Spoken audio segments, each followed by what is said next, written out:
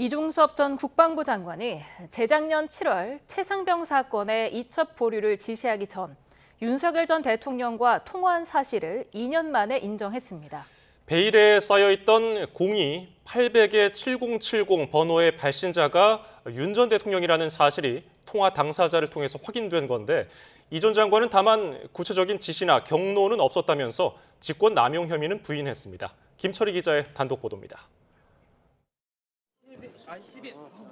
지난 2023년 7월 31일 오전 11시 54분쯤 이종섭 당시 국방부 장관은 02-800-7070 번호와 2분 48초 동안 통화합니다.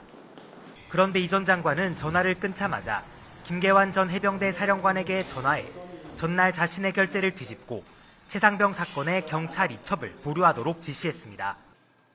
해당 통화가 이루어지기 직전 윤석열 전 대통령이 임성근 전 해병대 1사단장을 혐의자로 명시한 수사 결과를 수석 비서관 회의에서 보고받고 크게 화를 낸 거로 알려지면서 윤 전 대통령이 이 전 장관에게 직접 전화해 이첩 보류를 지시했다는 이른바 VIP 경로설이 불거졌습니다.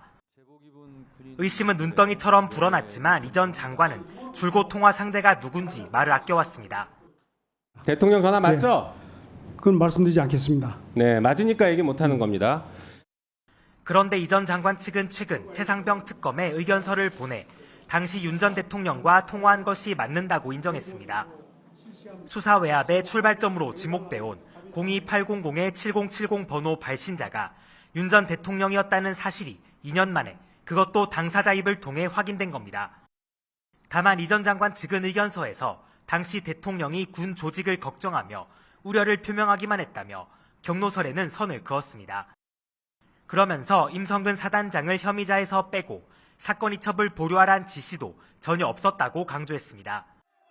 김태호 전 국가안보실 차장 등 수석 비서관 회의 참석자들로부터 대통령이 수사 결과를 듣고 화를 냈다는 취지의 진술을 확보한 특검은 이 전 장관 주장과 별개로 해당 번호가 윤 전 대통령 것이 맞는지 계속 확인한다는 계획입니다.